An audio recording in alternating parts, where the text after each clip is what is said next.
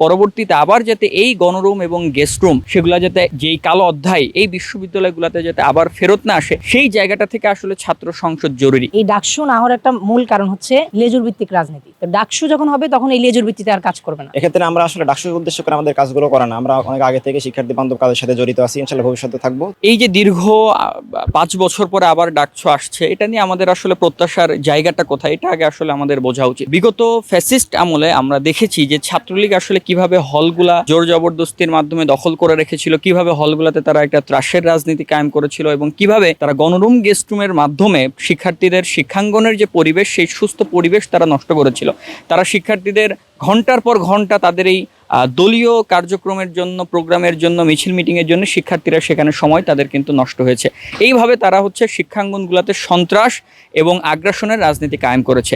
সেই জায়গাটা পরবর্তীতে আবার যাতে বহাল না হয় এবং পরবর্তীতে আবার যাতে এই গণরুম এবং গেস্ট রুম সেগুলা যাতে যেই কালো অধ্যায় এই বিশ্ববিদ্যালয়গুলোতে যাতে আবার ফেরত না আসে, সেই জায়গাটা থেকে আসলে ছাত্র সংসদ জরুরি।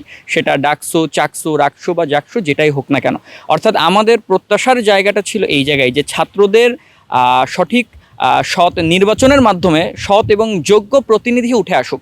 কোনো দলীয় কোনো নেতা কোনো ছাত্রের জন্য সে কোনো আগ্রাসন বা দখলদারিত্বের কায়েম করবে না, এই জায়গাটা ছিল আমাদের ডাকসু নিয়ে প্রত্যাশা। তো বিশ্ববিদ্যালয় যে তফসিল দেরিতে হলেও দিয়েছে, সেটা নিয়ে আমরা যথেষ্ট আশাবাদী এবং গতদিন আমাদের প্রধান নির্বাচন কমিশনার জসিম স্যার বলেছেন যে তারা এখনো পর্যন্ত কোনো থ্রেট পান নাই।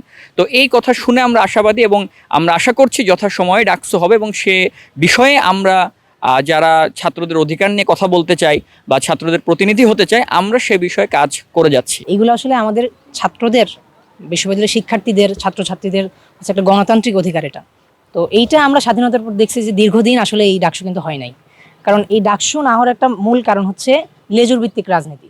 আপনি যখন ডাকসু হবে তখন বড় বড় দলগুলো তাদের লেজুর ভিত্তিক রাজনীতিটা প্রতিষ্ঠিত করতে পারবে, হলটা দখল করে রাখতে পারবে, সিট দখল করে রাখতে পারবে, হলে তাদের সকল ধরনের বাণিজ্য চলবে। তো ডাকসু যখন হবে তখন এই লেজুর ভিত্তিতে আর কাজ করবে না। যার কারণে আমরা দেখছি যে 18 সালে কোটা আন্দোলনের পরে ডাকসু হয়েছে, এরপর আবার দীর্ঘ 5-6 বছর ডাকসু নাই। তো আবার 24 গণঅভ্যুত্থানের পরে আমরা একটা ডাকসুর আশা করতেছি এবং আমরা তফসিলও পাইছি ইতিমধ্যে। তো সব যদি ঠিক থাকে ডাকসু হবে ইনশাল্লাহ। এবং এইটা শিক্ষার্থীদের, তারা তাদের পছন্দের প্রতিনিধিকে নির্বাচিত করবে, যেটার মাধ্যমে কোনো লেজুর বৃত্তি থাকবে না। এইটা ধ্বংস হবে। যেটা আমরা বিশ্ববিদ্যালয়ে কোনো শিক্ষার্থী তার রাজনৈতিক আদর্শ থাকতে পারে, তার মূল্যবোধ থাকতে পারে, এটা ভিন্ন হিসাব, কিন্তু সে যখন একটা বড় দলকে সার্ভ করতেছে, তার এজেন্ডা বাস্তবায়নের জন্য কাজ করতেছে, সেটাই ছাত্রদের জন্য সবচেয়ে বড় কাল হয়ে দাঁড়ায়, যেটা আমরা বিগত ফ্যাসিস্ট আমলে দেখছি যে কি পরিমাণ সমস্যার সম্মুখীন হয়েছি আমরা। তো এইটা ডাকসুর মাধ্যমে ইনশাল্লাহ আমাদের প্রত্যাশা এটাই, ডাকসু থেকে এমন প্রতিনিধিরা আসুক যারা সত্যিকার অর্থে শিক্ষার্থীদের প্রতিনিধি হবে। শিক্ষার্থীদের নির্বাচনের ক্ষেত্রে তারা অবশ্যই শিক্ষার্থী বান্ধব প্রতিনিধিদেরকে নির্বাচিত করার জন্য ভোট দিবেন। আমাদেরকে ভোট দেওয়ার পেছনে শিক্ষার্থীদের এমন চিন্তাভাবনা হতে পারে যে আমরা বিভিন্ন ইস্যু নিয়ে আমাদের হল প্রভোস্ট স্যারের সাথে মিটিং করার মাধ্যমে বিভিন্ন ছোটখাটো ইস্যু বা বিভিন্ন বড় বড় ইস্যু আমরা সমাধান করার চেষ্টা করেছি। আমরা বিভিন্ন শিক্ষার্থী বান্ধব কাজের সাথে যুক্ত আছি। আমাদের হলের ক্যান্টিনে বা দোকানগুলোতে খাবার কেন্দ্রিক যে সমস্যাগুলো ছিল, সেই সমস্যাগুলো সমাধানের ব্যাপারে আমরা স্যারদের সাথে যোগাযোগ করেছি এবং আমাদের যে টিমগুলো আছে এই বিষয়গুলো দেখাশোনা করার, তাদের সাথে আমরা রেগুলার মনিটরিং এর মাধ্যমে খাবারের মান উন্নয়নের চেষ্টা করে যাচ্ছে, ইনশাআল্লাহ ভবিষ্যতেও করব। এছাড়াও আমাদের হলের রিডিং রুম কেন্দ্রিক যে সমস্যাগুলো আছে বা শিক্ষার্থী বান্ধব পরিবেশের জন্য যে সকল ঘাটতিগুলো আছে, আমরা সকল ঘাটতি পূরণ করার জন্য চেষ্টা করব এবং করেছি অলরেডি। আমরা শিক্ষার্থীদের জরুরি সেবার জন্য জরুরি মেডিসিন সেবা বা ফ্রি মেডিসিন কর্নার প্রতিষ্ঠা করেছি। এক্ষেত্রে আমরা আসলে ডাকসুকে উদ্দেশ্য করে আমাদের কাজগুলো করা না, আমরা অনেক আগে থেকে শিক্ষার্থী বান্ধব কাজের সাথে জড়িত আছি, ইনশাআল্লাহ ভবিষ্যতে থাকবো। তো এই সকল কাজের কারণেই শিক্ষার্থীরা আমাদেরকে ছাত্র প্রতিনিধি হিসেবে নির্বাচিত করবেন, আমরা এটাই আশা করি।